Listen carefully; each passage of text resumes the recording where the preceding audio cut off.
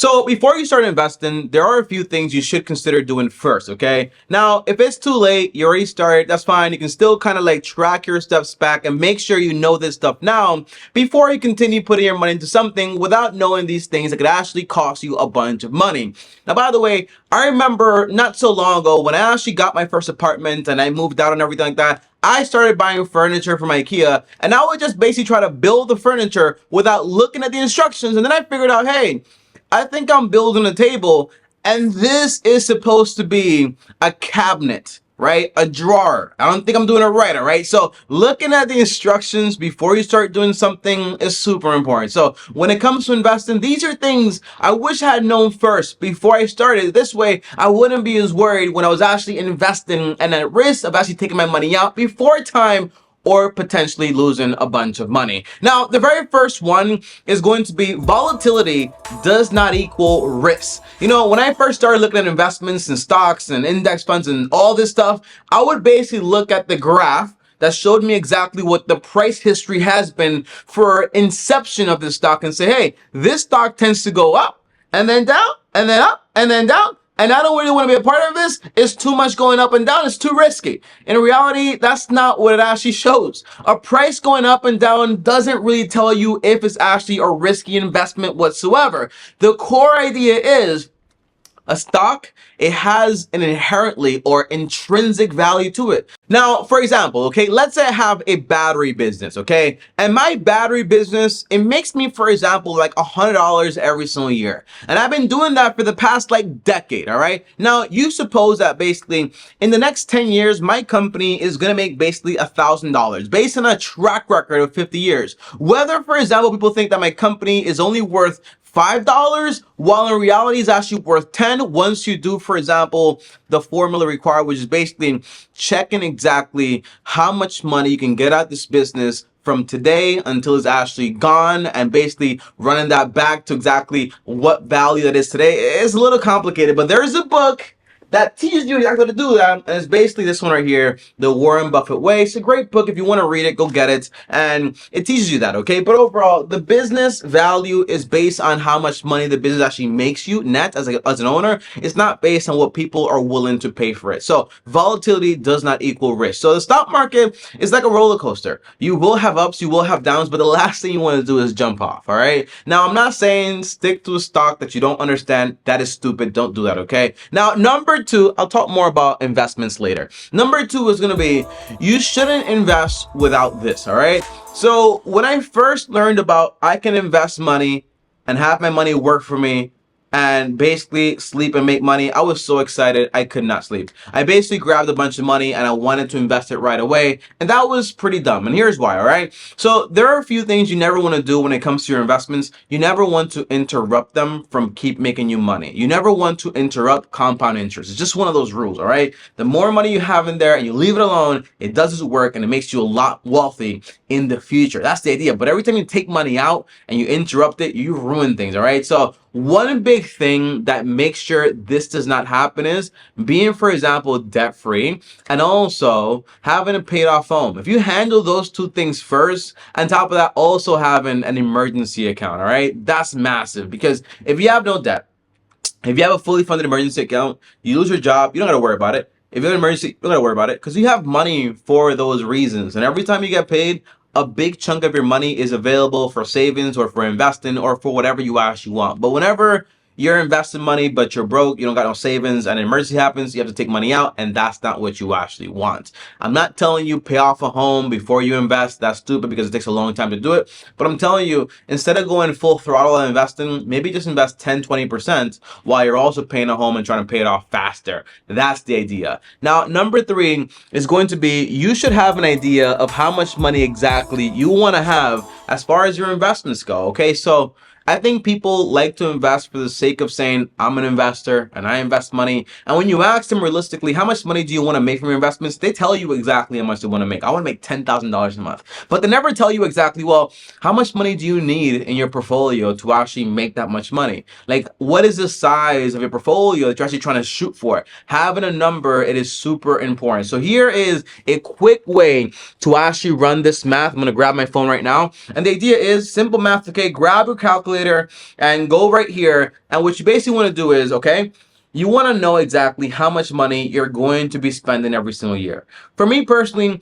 if I can spend, for example, $24,000 a year, I can live a very lavish lifestyle because I'm a very boring guy. So if all I need is $24,000, that's what I basically want from the market, well, there are two ways to do it. You have a conservative way and an ultra conservative way. Now, the conservative way assumes a 4% rule. The 4% rule is basically a withdrawal rate from your portfolio. Basically saying, all right, if I have an investment account with $1 million, I'm only going to take, for example, 4% of what my portfolio makes me every single year, or of the portfolio value. This way, if I'm making 10% equals 100K a year, I'm only going to take 4% equals 40K a year. That way, I leave in 60K, which allows the portfolio to keep growing and growing and growing. And the idea is you should not run out of money for at least 3 decades or so during the worst catastrophes possible. But in theory, you could have a portfolio that never runs out of money. That's the idea. But there's also an ultra conservative, which is basically saying instead of doing 4%, you do 3%. This way, if you take less money, you have more money to grow, and this way your money can last a lot longer. Most likely more than 50 years or so, which is 5 decades, which makes a big difference. But if you're 90, don't be too conservative, all right? That's the idea. Now, here's the math, all right? So if you need $24,000 a year, again, these are my numbers. For you, it could be 50K, 60K, and I strongly believe that once you run the numbers, you'll probably want to lower the amounts because it's a lot of money. So multiply it by 25. If you're going to do the 4%, which is basically conservative. So multiply by 25. It says you need to have $600,000 in there, Tommy. That's a lot of money, right? Multiply, for example, to get 3%, which is more conservative, you're going to need more money, which is basically multiplied by 33. That means I need around $792,000. This way, whenever I pull 3%, I actually get exactly $24,000. That's the idea. But this tells me exactly how much money I actually need to have invested.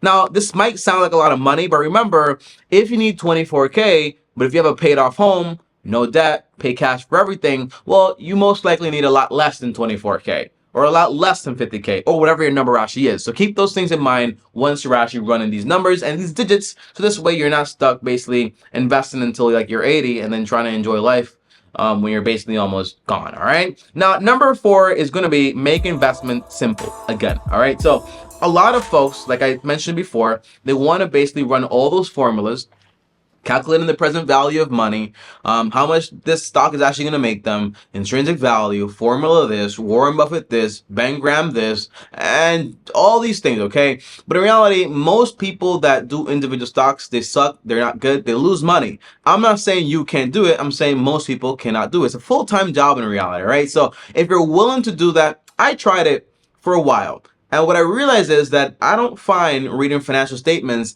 as glorifying as Warren Buffett makes it seem. So I was like, it's not really for me, all right? And I was honest because you cannot take any shortcuts in this game. So it requires a lot of reading every single day of not the most entertaining type of reading. For me, at least, because Warren Buffett finds it extremely entertaining, right? But I don't. So that's just my character. But overall, I realized that all I need as far as my investment to get to my investment plan is to invest into index funds. My only investment is just into the Vanguard VOO, which is basically the S&P 500. And that's what I do. That's all I invest my money into. That's basically the 500 largest companies in the US, which basically helps me get the average return every single year for that, which has been for the past 7 years or so, around 10.53%. So I ran the math. If I can make 10.53%, I'm going to be solid. I'm going to be fine. It doesn't require me to do a lot of reading, a lot of crazy stuff, a lot of risk. Nah, it's just basically very boring investments. Okay, so I use that, my stock, and I basically invest the same amount of money every single time I get paid. And that's basically it. Pretty simple stuff. All right. Now, that is simple. It should be simple. It does not have to be complex. I'm not paying somebody 2% or 1% to manage my portfolio. I do everything on my own. I got a Vanguard account. I got the investment. I send the money over. I make the investment, and that's basically it. All right. Now, it's not that complicated, guys. All right. Now, number 5, you're going to have, for example, retirement is not just about how much money you actually invested. So overall, here's what I have to say about this. Okay, so retirement, in the sense that you need to get to this glorified amount of money, you know, whatever your amount is times 25 or times 33. Wow, it's a lot of money, right? But it's not just about that, because there are other levels here. So you have, for example, the level of you have no debt, you pay for everything in cash, you have a paid off home, and then you basically need a lot less money from your investments. But then you could also continue to work part time, and then that way you need even less money from your investments. The idea is, don't wait until you have that amount to kind of semi-retire, because if you say, for example, you know what, I need to have, Tommy, no lie, $50,000 a year so I can be comfortable. The answer is, well, if you don't have to pay a mortgage, you don't have any debt, any car payments, none of that stuff, well, how much is that amount really, right? So let's say, well, it's only about 70% of what I thought. So now you only need around 35,000, all right? So if you multiply that by 25, which is still conservative, by the way, well, you need around, $875,000. But let's say, hey, you know what? That is a lot of money, and that's going to take me a while to get there to make 35K a year. But what if I'm actually willing to work part-time and make an extra $20,000 a year, right? Just doing part-time work. And by the way, part-time work is about 1,040 hours. So to make $20,000 a year, all you need to make, well 20,000 divided by 1040, that's around like $19 an hour. And remember, a lot of the money you make, since it's going to be part-time, is not really going to be taxed, because you will be under the entire, like, what's that thing called, man, the standard deduction. All right, that's the idea. So take that into account. So if you're able to say, hey, you know what, I need 35K, but I already can make 20K a year on my own just working part-time, all I need is $15,000 a year. Well, multiply by 25. Well, guess what? You go from needing over 800K to only needing around 375K. And that can take you 10 years to actually get, if you're able to invest a lot of money rapidly. That's the idea, guys. All right. So retirement is not just about what you think. Retirement is also the lifestyle you plan to live. Guys, those are 5 things that I wish I knew before I started investing. And I also wish I had a channel like this. So make sure you subscribe to the channel and hit the bell so you get notified. And as always, guys, up here is another banger. Over here is my face. Comment down below any questions you have. I also have a Patreon down below with a discount code to my course. And I'm also coming out pretty soon with a book, which is like a breakdown of steps to actually get to these things even faster, which is amazing. All right. All right. It was nice telling you guys. Peace. Peace. Peace.